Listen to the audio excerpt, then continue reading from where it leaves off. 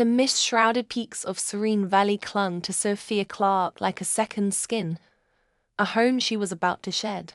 Villagers, their faces etched with reverence, bowed before her. "Little mystic, please, a blessing for the harvest," an elder pleaded, holding out a worn satchel of herbs.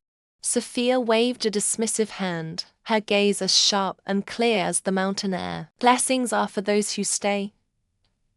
I'm going to the city," her voice, though soft, carried an undercurrent of steel. "I have to find my scoundrel dad and demand an explanation for my mother's tears." Ignoring their gasps, she knelt, her slender fingers deftly tossing 3 ancient coins onto a silk cloth. They spun, clattered, and settled. Her eyes, narrowed in concentration, traced the invisible lines connecting them to the world beyond, east. A nexus of steel and glass. "He's there." The calculation was instantaneous, a whisper of celestial mechanics only she could hear. With a final, decisive nod, she turned her back on the only life she had ever known. From the doorway of a nearby hut, an old woman watched, her face a mask of panic. "Sophia, you can't." Lady Clark cried, her voice trembling. "The world outside it will swallow you whole." But Sophia was already a fleeting shadow on the path, descending from the clouds into the concrete jungle below. Miles away, in a sterile high-rise office that scraped the sky, Ethan Wilson was being swallowed by a world of his own. He stared unseeing at the sprawling city, his reflection a ghost in the floor-to-ceiling glass. In his hand, a framed photo, its edges worn smooth from 5 years of relentless touch. A woman with a radiant smile, Jane, his assistant Mark, cleared his throat, holding a tablet. "Mr. Wilson, the board is waiting." Ethan didn't turn. "Cancel it." His voice was flat, devoid of the authority that had built Wilson Corp into an empire. 5 years, Mark. 5 years today. And not a trace. The whisper was for himself, a familiar litany of grief. They said Jane and their unborn child were gone, lost forever. He refused to believe it. Hope was a poison, but it was the only thing keeping him alive. Mark hesitated, his expression shifting from professional deference to genuine concern. "Sir, about your son," the specialists at the clinic mentioned a long shot. "They've heard whispers of a reclusive group, the Herbal Veil. Their leader is said to work miracles. If anyone can help Theo." Ethan's jaw tightened, the first flicker of life returning to his eyes. His 5-year-old son, Theo, was wasting away, afflicted by a mysterious ailment that baffled modern medicine. "Find them," he commanded, the words cutting through the heavy silence. "I don't care what it costs. Find that leader." Under the rumbling belly of a city overpass, where exhaust fumes mingled with the scent of street food, Sophia established her new temple. She unrolled a vibrant tapestry, its threads depicting constellations unknown to city dwellers, and placed a hand-painted sign beside it. "Miss Clark, banish evil, answer doubts, settle fates." Her unconventional presence, a splash of rustic mysticism against the grey concrete, quickly drew a curious crowd. A man in a cheap suit, operating a stall nearby, sneered. "Get a load of this, little girl. You think you can compete with a master like me?" He gestured to a table cluttered with mass-produced jade trinkets. Sophia glanced at the protective amulet a woman was about to buy from him. "That charm," she said, her voice ringing with clarity, "is made of resin and dyed glass. It holds as much power as the gum on this pavement. It will protect you from nothing." She then looked directly at the fraud. "And you, sir, are a parasite feeding on fear." The charlatan paled as the crowd murmured, turning their attention to her. Sophia met their gazes, one by one. "True blessings don't come from a factory," she announced. "They come from understanding the currents that guide us." Within minutes, she was surrounded, her sharp insights and genuine remedies earning her a small pile of cash and a crowd of grateful believers. Just as she was packing up, A polished black car glided to the curb. A woman of immense dignity, though her face was etched with a deep, weary sorrow, stepped out, guided by a younger companion. It was Madam Wilson, Ethan's mother. She approached the small stall, her eyes, shadowed with sleepless nights, scanning the strange young woman before her. "They say you can see things," Madam Wilson began, her voice a fragile whisper. "It's been 5 years. My daughter-in-law, Jane, and my grandchild. Are they alive?" Sophia's gaze softened. She saw not the matriarch of a powerful family, but a grandmother in pain. "Please sit." She gestured to a small stool. Taking the woman's hand, she closed her eyes, her brow furrowing in concentration. The nosy city faded into a hum. A vision bloomed in her mind. A faint, flickering light. A girl's laughter. "Your granddaughter is alive," Sophia said, her voice firm. "She is here, in this city." A bright spark, waiting to be found. A wave of relief and disbelief washed over Madam Wilson's face. The companion scoffed. "Madam, this is nonsense. She's a street performer." Sophia ignored her, her eyes fixed on the older woman's face, a new urgency in her tone. "But you must be careful. I see a shadow clinging to you. A bloody disaster awaits you in the next hour. It is fast, and it is made of steel." The crowd gasped. The companion tugged at Madam Wilson's arm. "She's a liar, trying to scare you for money." Shaken, Madam Wilson hesitated. The girl's certainty was unnerving. Sophia held out a small, hand-carved wooden charm. "Take this. It may offer some protection." Madam Wilson, caught between skepticism and a primal flicker of fear, took the charm. Her fingers closed around its smooth, strange warmth as her companion hurried her back to the car. Less than an hour later, the black car screeched back to the curb, a massive, horrifying dent in its passenger side. Madam Wilson stumbled out, pale and trembling, clutching the wooden charm so tightly her knuckles were white. She rushed to Sophia, who was calmly sipping tea from a flask. You saved me," she gasped, her voice choked with emotion.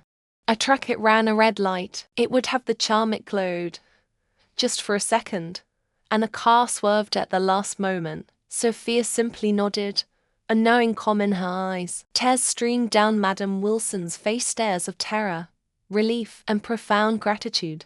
She looked at this strange, powerful girl who sat amidst the city's grime as if on a throne. "Who are you? What are you doing here, all alone?" "I'm looking for my scummy daddy," Sophia replied, her bluntness a stark contrast to the dramatic scene. The answer, so simple and raw, struck a chord deep within the matriarch. This girl, a savior, was herself lost and searching for family. An idea, bold and immediate, took root. "Don't stay here," Madam Wilson said, taking Sophia's hands in her own. "Come home with me. Live with us at the Wilson residence.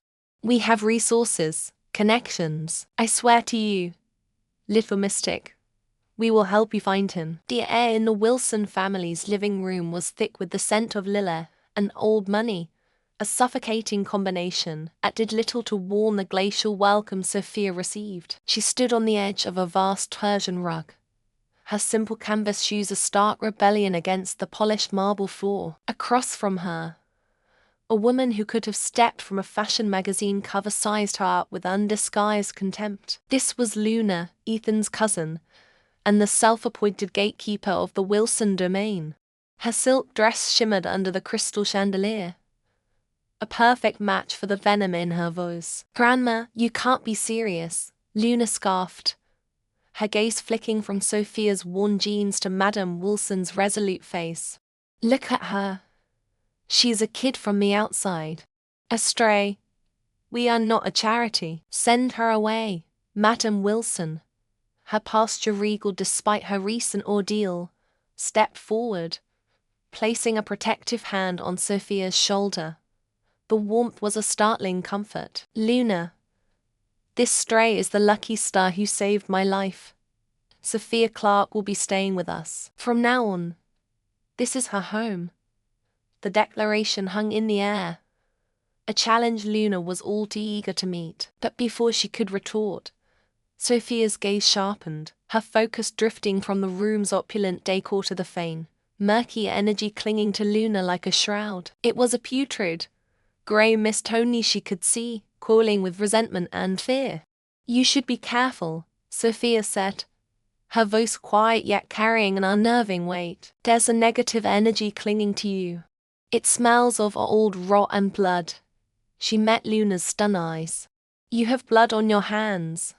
Her gasp escaped Luna's perfectly painted lips. "How dare you?"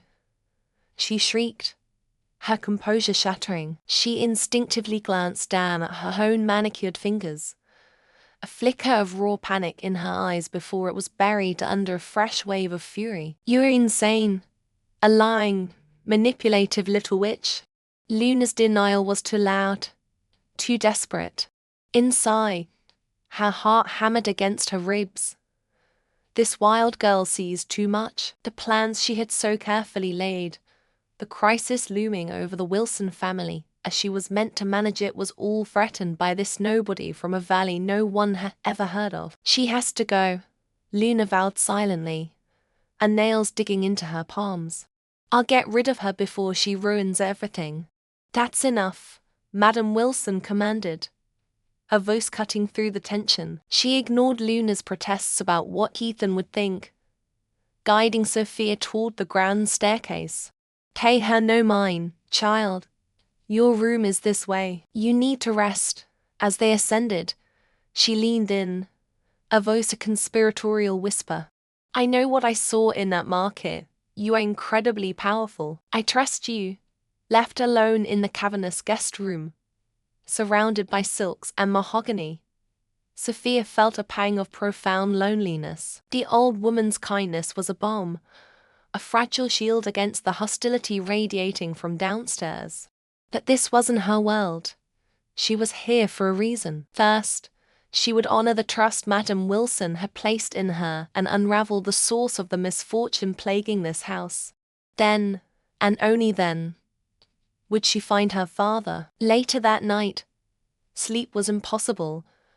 A creeping coldness, a spiritual sickness, emanated from somewhere deep within the mansion's bones. It was a tangible presence to Sophia, a silent hum of bad luck that pulled at her senses.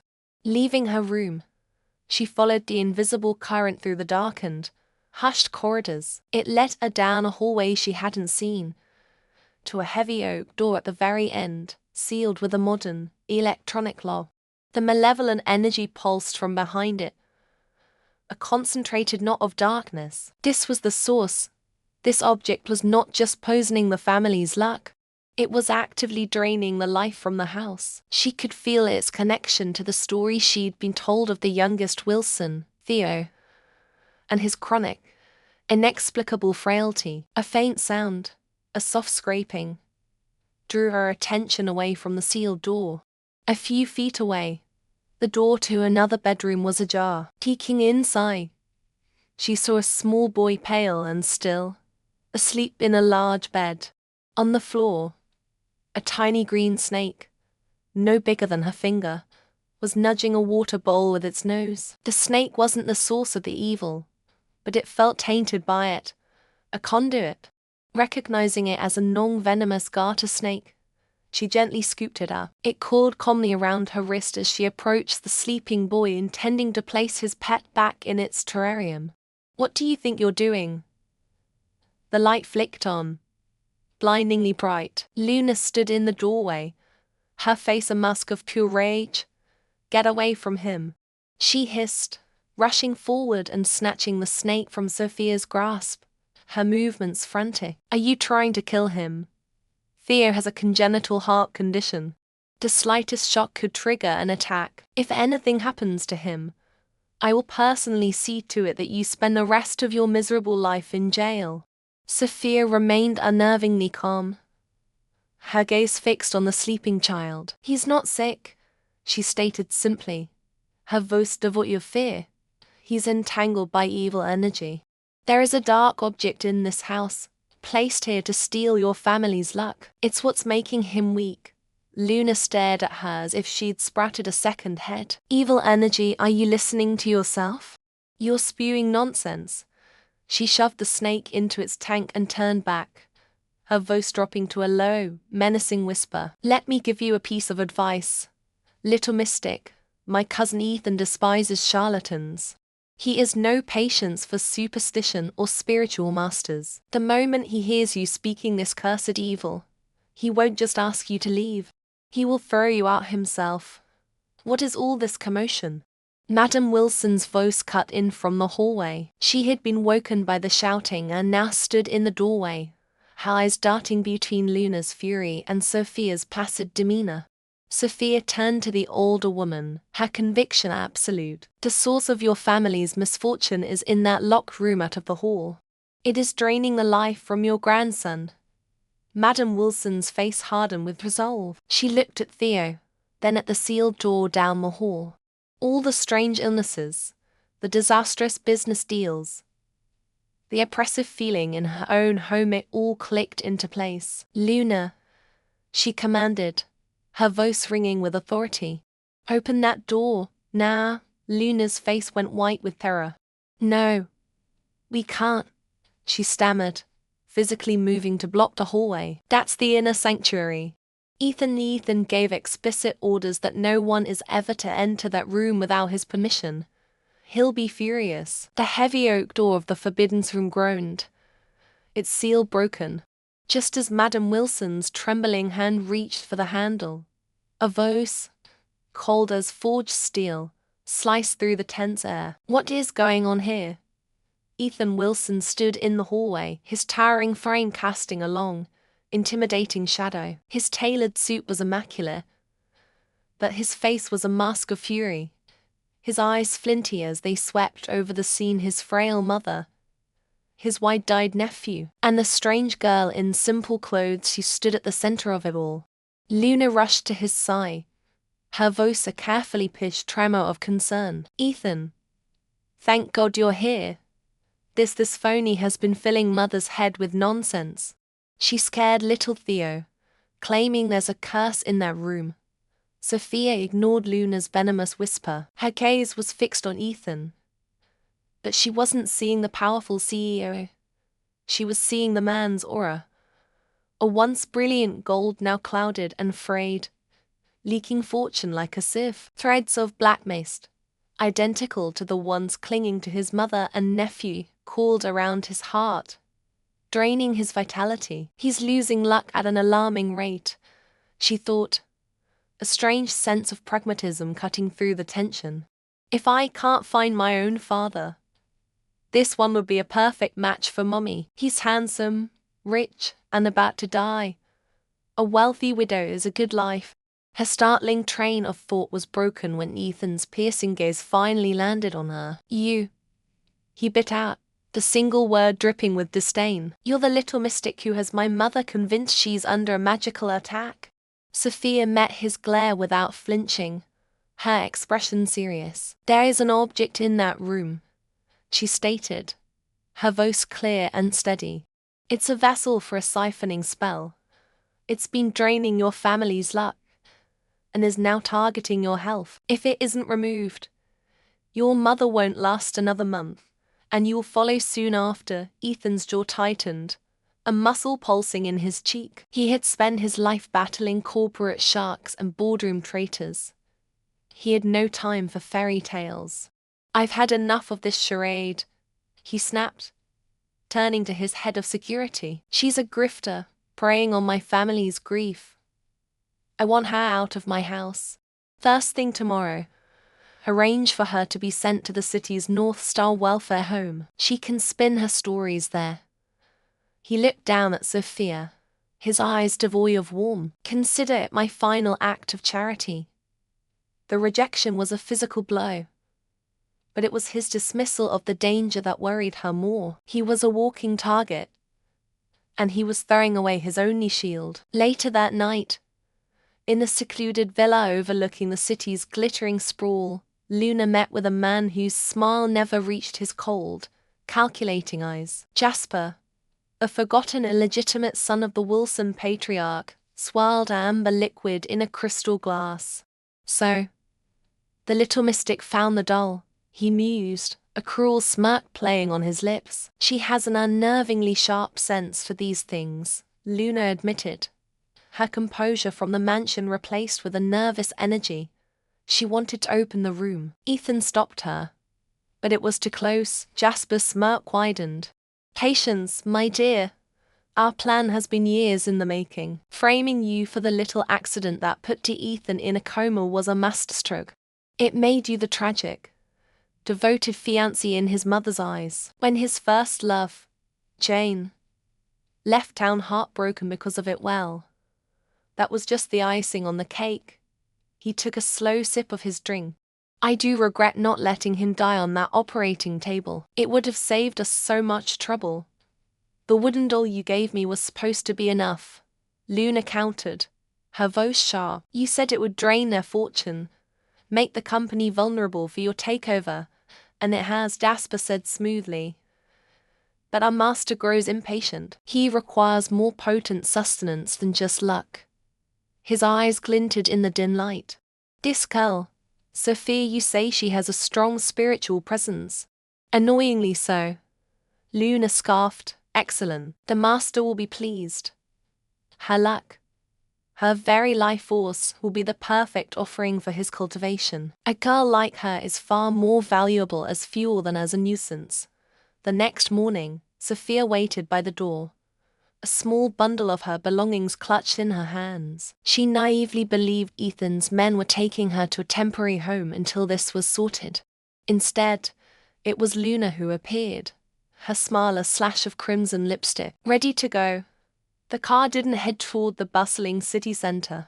It wound its way to a derelict, graffiti-scarred building on the outskirts of town, a long-abandoned North Star welfare home. The air grew cold and damp as Luna let her inside, the heavy doors slamming shut behind them with echoing finality. What is this place? Sophia asked, her unease mounting. Luna's smile vanished, replaced by a look of pure contempt. You served your purpose by distracting Madam Wilson. But now you're a liability. You're no longer of any use to the family. She gestured toward a dark corridor where a shadowy figure waited. But you will be of great use to our master. From the shadows, a man emerged, his face obscured by the gloom. Luna bowed her head slightly. Master, as promised. Her spiritual energy is pure. Her luck is excellent. She will be perfect sustenance for the ritual. Back at the Wilson mansion, an uneasy quiet had settled. Ethan, finding his mother distraught over Sophia's sudden departure, finally questioned the staff.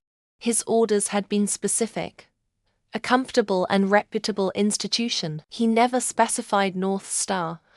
When his head of security confirmed that Luna had personally escorted the girl away in her home car, a cold dread washed over him. He found Luna in the drawing room, calmly sipping tea.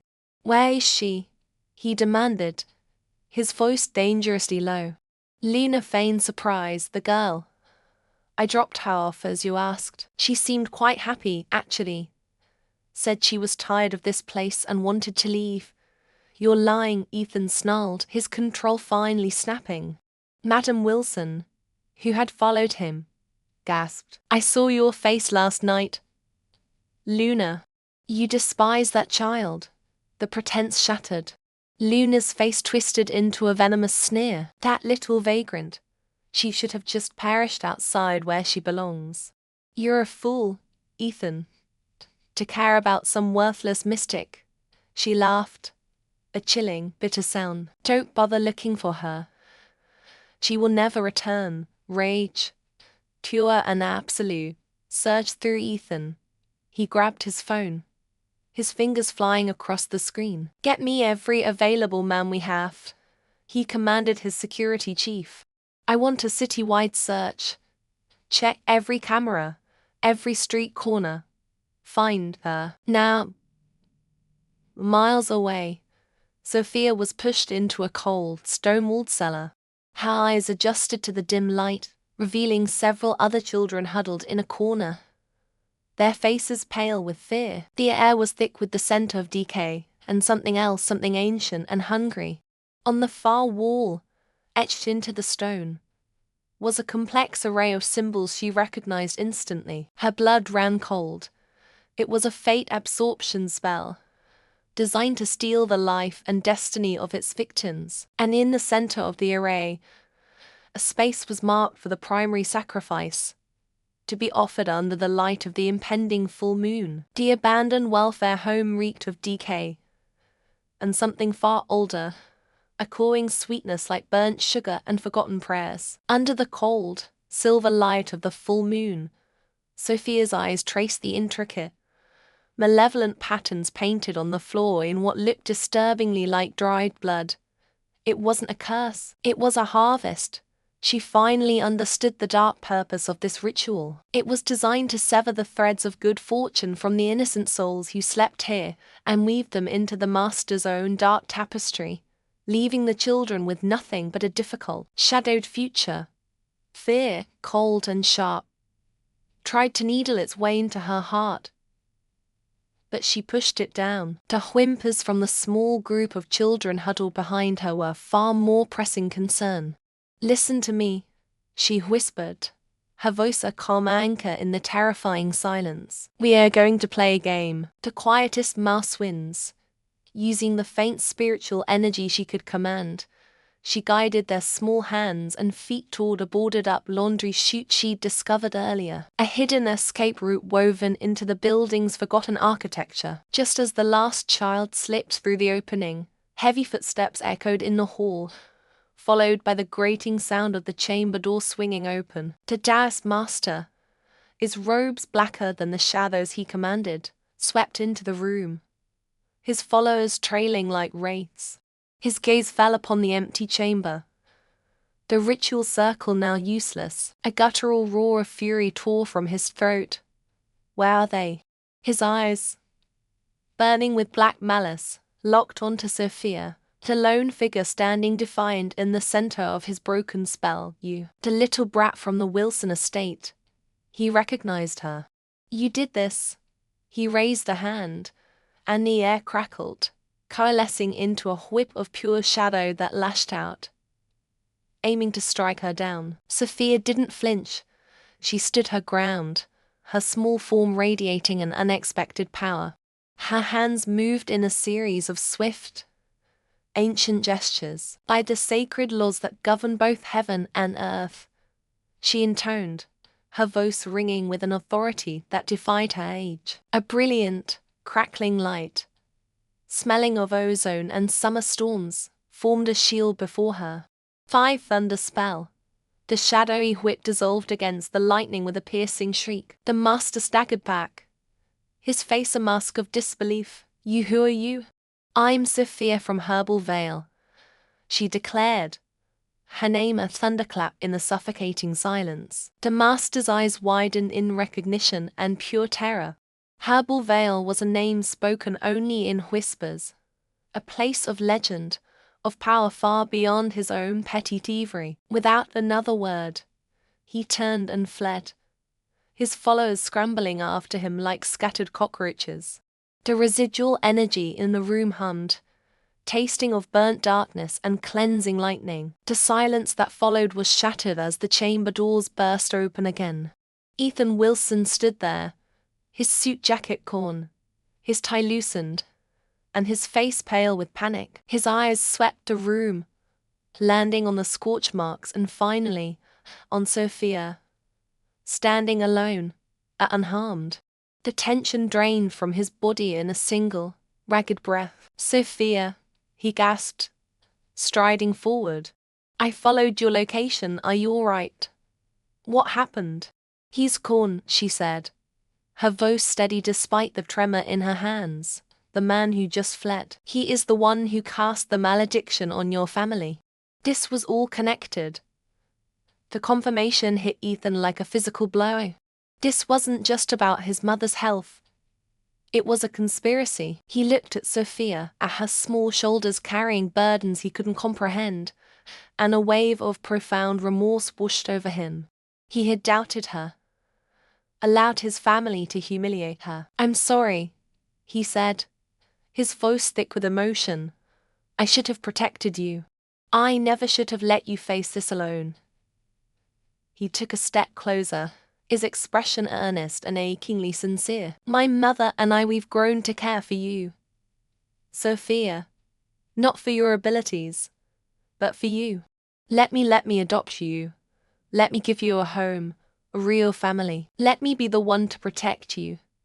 Before Sophia could process the staggering, heartfelt, and utterly misguided proposal, Ethan's phone buzzed violently in his pocket. He glanced at the screen, his face hardening. "It's from Carter's assistant," he answered, his voice tense. "What is it?" A pause. "What?" "Premature labor." "How is that possible?" His voice dropped. "The baby is in danger." The Carter partnership was the linchpin of the Wilson Group's future expansion. A tragedy now would be catastrophic. "We have to go," Sophia said instantly as he hung up, her eyes clear and focused. "Now, you should stay here." "It's not safe," Ethan began, but she cut him off. "Lillian Carter is in danger. The baby is in danger," she stated, not as a question, but as a fact she could somehow see. "You need me there." His initial dismissal died on his lips. He had no reason to believe her, and every reason to trust her. He simply nodded, and they rushed to the car. The maternity ward was a blur of controlled chaos. As they arrived outside Lillian Carter's room, Luna stepped out, her face a carefully constructed mask of concern that didn't quite reach her eyes. "Ethan, thank goodness you're here," she began, her voice loud enough for the anxious Mr. Carter, standing nearby, to hear. "I don't know how to tell you this, but Lillian went into labor right after eating those pastries your assistant delivered this morning." The accusation hung in the air, thick and poisonous. Ethan paled, but before he could even form a defense, Sophia stepped forward. "You're lying," she said, her voice quiet but firm. She took a small sniff of the air around Luna. "You smell of motherwort. It's an herb, harmless to most, but for a woman in her third trimester, it can induce contractions. It wasn't in the pastries. It was on you." Luna's face went white. "That's ridiculous. I have no idea what you're talking about." Just then, a grim-faced doctor emerged from the room. "Mr. Carter, Mr. Wilson, the mother's vitals are dropping, and the baby's heartbeat is faint. We may have to make a choice." The terrible words sucked the air from the hallway. As Mr. Carter swayed on his feet, Sophia pushed past the doctors. "There is another way." She opened a small silk pouch she carried and produced a single, dark pill that smelled of earth and old magic. "This is a life-saving pill from my home. It will stabilize the mother's chair and protect the children." "Children?" The doctor scoffed. "There's only one baby." "There are two," Sophia stated with unshakable certainty. "Twins. A boy and a girl. This pill will save all three of them." "This is insane," Luna shrieked. "Are you going to let this little charlatan give an unknown substance to Lillian? You'll kill her." The doctors looked at Ethan, their expressions a mixture of pity and professional skepticism. All eyes were on him. His career, his family's reputation, and 3 lives hung on his decision. He looked from the frantic doctors to Luna's venomous face, and then to Sophia's calm, knowing gaze. The choice was clear. He had trusted logic his whole life, and it had led him to this precipice. Now, he would trust her. He met the doctor's eyes, his voice resonating with absolute authority. "Give her the pill," he commanded. "Now, I will take full responsibility for whatever happens." The air in the hospital corridor was a cold, sterile blanket, thick with the scent of antiseptic and unspoken fear. Ethan Wilson stood rigid, his tailored suit a dark slash against the pale, unforgiving walls. Beside him, Madam Wilson clutched a string of pearls, her knuckles white, her gaze fixed on the double doors of the delivery room. Inside, Lillian Carter's labor had turned perilous, her cries weakening, the medical team's urgent murmurs bleeding through the seams of the door. Sophia Clark stood apart from them, a still point in the swirling anxiety. Her expression was calm, a stark contrast to the storm raging around her. In her hand, she held a small, dark pill, crafted from herbs known only to the people of her valley. She had offered it as a last resort, a whisper of ancient knowledge against the roar of modern medicine. Ethan, his usual skepticism eroded by desperation, had made the call. He had trusted her. Suddenly, the frantic rhythm inside the room ceased. The silence that followed was a vacuum, terrifying and absolute. Madam Wilson gasped, her hand flying to her mouth. Ethan's jaw tightened, a muscle feathering in his cheek. Then, a sound cut through the stillness, sharp, clear and powerful, a baby's cry. It was followed a heartbeat later by another, just as lusty and full of life. The delivery room doors swung open. A flustered, middle-aged doctor, his mask hanging from one ear, stared out at them, his eyes wide with disbelief. It's a miracle," he stammered, shaking his head. Her vitals stabilized almost instantly after she took whatever that was. A natural delivery. Twins. A boy and a girl, perfectly healthy. I've never seen anything like it. Relief washed over the corridor in a tidal wave. Madam Wilson sagged against her son, tears streaming down her face. But before anyone could process the news, Mr. Carter burst from the room, his face a mess of joy and tears. His eyes, wild with emotion, scanned the group and landed on Sophia. He stumbled forward, his legs giving way, and fell to his knees before her on the polished linoleum floor. "Little fairy," he cried, his voice choked and raw. He pressed his forehead to the ground in a gesture of profound, almost reverential gratitude. "You saved them. You saved my wife. My children, you saved my entire family." Sophia, taken aback by the display, tried to help him up. "Please, Mr. Carter, get up." But you wouldn't rise. He looked up at her, his eyes shining. "No. I owe you everything. The doctors had given up. You are a living goddess." He turned his gaze to Ethan, his voice booming with conviction. "Mr. Wilson, my friend, our collaboration on the Reed Wilson project from this day forward, 30% of all profits generated by my company from this venture will go directly to the Wilson Group. No negotiations. It is a gift, a small token for the miracle your family has brought to mine." The announcement hung in the air, a multi-billion-dollar promise born from desperation and faith. It was the final, irrefutable proof of Sophia's power, not in esoteric terms, but in the language of numbers and influence that the Wilsons understood best. Madam Wilson, her own tears forgotten, moved towards Sophia, her arms outstretched. She bypassed Luna, who stood frozen in the background, her face a pale mask of shock and envy. Madam Wilson pulled Sophia into a fierce, maternal embrace.